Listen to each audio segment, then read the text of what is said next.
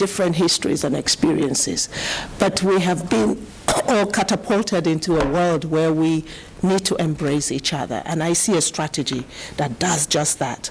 You know, really looking at Africa, not anymore from a problem lens and a place where we just go to give ideas and dump ideas and save, you know, like a savior, a kind of mentality which has characterized, if you like, the aid framework that underpinned Africa. Today, you're looking at Africa as a place of strength, of wisdom, of solutions, not just for Africans, but also for the world.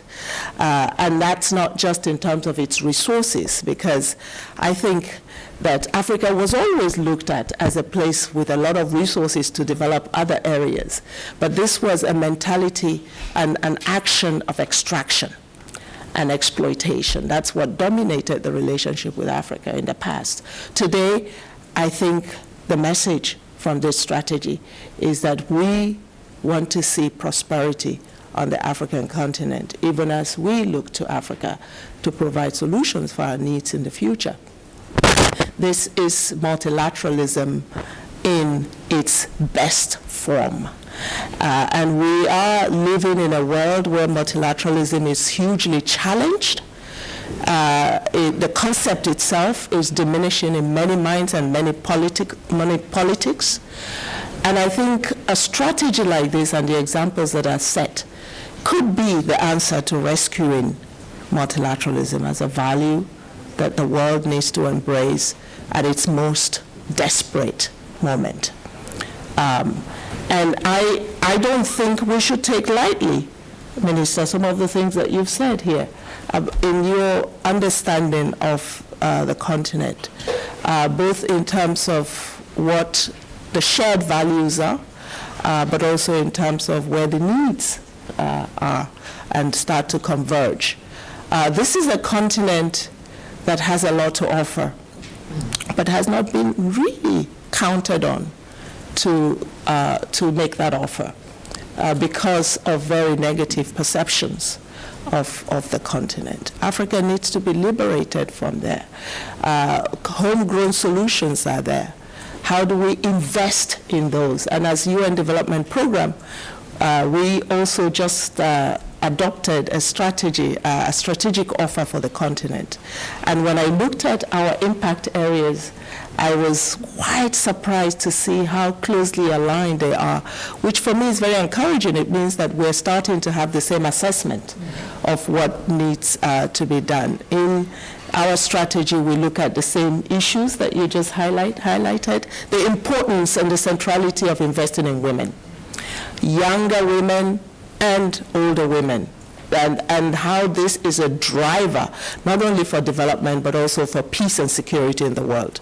If we leave out the half of the population, but also the resourceful half, if I may add, we are only doing damage to ourselves and to the future. The emphasis on social protection, the fact that our world is so vulnerable right now and so fragile, that not everybody is going to be able to stand on their own when crisis hit and shocks hit.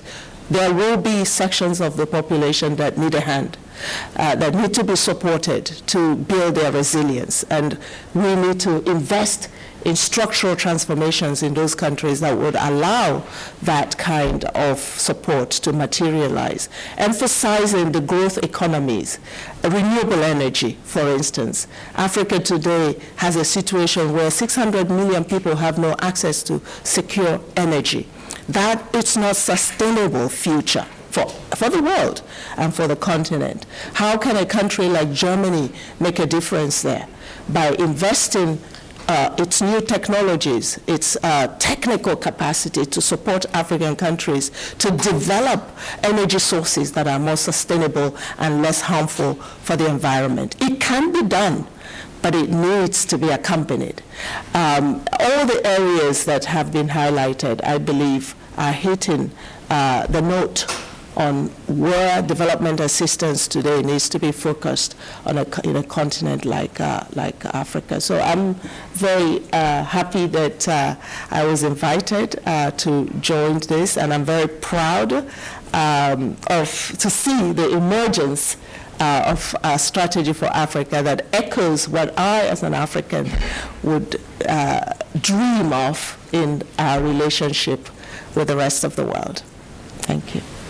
Thank you very much. And let's now turn to Addis Ababa, to the seat of the African Union, and to Chido Mpemba. Please, the floor is yours.